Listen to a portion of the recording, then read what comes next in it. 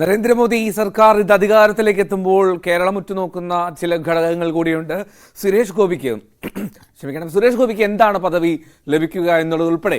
അപ്പോൾ തൃശ്ശൂരിന്റെ മാത്രം M P അല്ല, കേരളത്തിന്റെ എം പി ആണ് താൻ എന്നാണ് സുരേഷ് ഗോപി ഇന്നലെ ന്യൂസ് 18നോട് പറഞ്ഞത്. കേന്ദ്രമന്ത്രിയാകണോ എന്ന് തീരുമാനിക്കേണ്ടത് കേന്ദ്ര നേതൃത്വമാണെന്നും സുരേഷ് ഗോപി പറഞ്ഞു. ശ്രീ പത്മനാഭസ്വാമി ക്ഷേത്രത്തിൽ ദർശനം നടത്തിയ ശേഷമായിരുന്നു അദ്ദേഹത്തിന്റെ പ്രതികരണം. തൃശ്ശൂർ തെരഞ്ഞെടുത്തയച്ച് എം പിമാർ പ്രവർത്തനം ചെയ്തതുമായി ഒരു തുലനം സൃഷ്ടിക്കണം.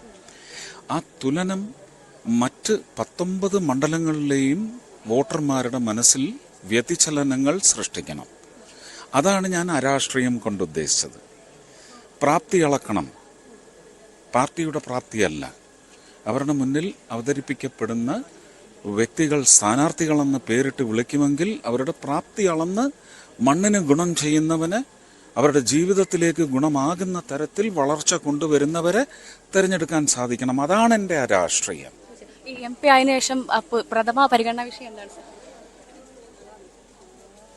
ഞാൻ പറഞ്ഞല്ലോ, ഞാൻ തൃശ്ശൂരിന് വേണ്ടി മാത്രം ഒതുങ്ങില്ല. ഞങ്ങൾക്കറിയാം തൃശ്ശൂരിന്റെ മാത്രം എം പി ആയിരിക്കില്ല, കേരളത്തിന്റെ എം പി ആയിരിക്കും. ആദ്യത്തെ ശ്രമം അടുത്ത ബഡ്ജറ്റിൽ, ഇപ്പം ഒരു ബഡ്ജറ്റ് വരും, ഇന്ററിം ബഡ്ജറ്റിലേ വന്നുള്ളൂ, അതിൽ ശക്തമായി ഉന്നയിക്കും.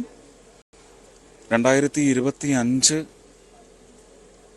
ഫെബ്രുവരി മാസം വരുന്ന ബഡ്ജറ്റിൽ കേരളത്തിലെ എയിംസിന് യോഗ്യമായ സ്ഥലം 2016 ശ്രീ പിണറായി വിജയനോട് പറഞ്ഞിട്ടുണ്ട്. ആ സ്ഥലം ഏറ്റെടുത്ത് തരികയാണെങ്കിൽ അവിടെ എയിംസ് വരും. പുതിയ കേന്ദ്രമന്ത്രിയാണെന്നുള്ള സൂചനകളൊക്കെ അതൊക്കെ എന്റെ നേതാക്കന്മാർ പറയും. ഈ പ്രധാനമന്ത്രി നരേന്ദ്രമോദിയായിട്ടുള്ള അടുത്ത ബന്ധം വലിയ തരത്തിൽ ചർച്ച ചെയ്യും. അമിത്ഷാജിയും ഇപ്പൊ നഡ്ഡാജിയും അവരെല്ലാം ചേർന്ന് പറയും. അതുവരെ ഞാൻ ഒന്നും പറയാൻ പാടില്ല.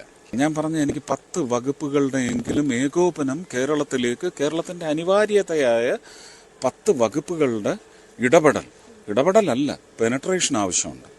ആ പെനട്രേഷൻ 10 വകുപ്പുകളിൽ നിന്ന് 5 മന്ത്രിമാർ വഴിയാണ് വരുന്നതെങ്കിൽ ആ 5 മന്ത്രിമാരെയും എനിക്കിവിടെ നിരന്തരം കൊണ്ടുവന്ന് ഈ അത്യാവശ്യകതയുടെ വലിപ്പം, ആഘാതം, അതിൻ്റെ ഭാരം എത്രയാണെന്ന് ധരിപ്പിച്ച് ഒരു 3 വർഷം കൊണ്ട് അത് തിരുത്തുമാറ് പുതിയ വ്യാഖ്യാനങ്ങൾക്ക്, വികസനത്തിൻ്റെ വ്യാഖ്യാനം എന്ന് പറയുമ്പോൾ സിമൻറ്റും കമ്പിയും കട്ടയും കല്ലും ഒന്നുമല്ല, അതിനപ്പുറം ഒരു വികസനമുണ്ട്.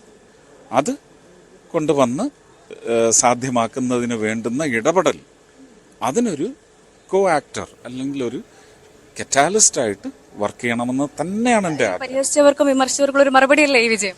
അവരൊക്കെ സമാധാനമായിട്ട് ഇനി ഒരു 10-25 വർഷം കിടന്നുറങ്ങട്ടെ.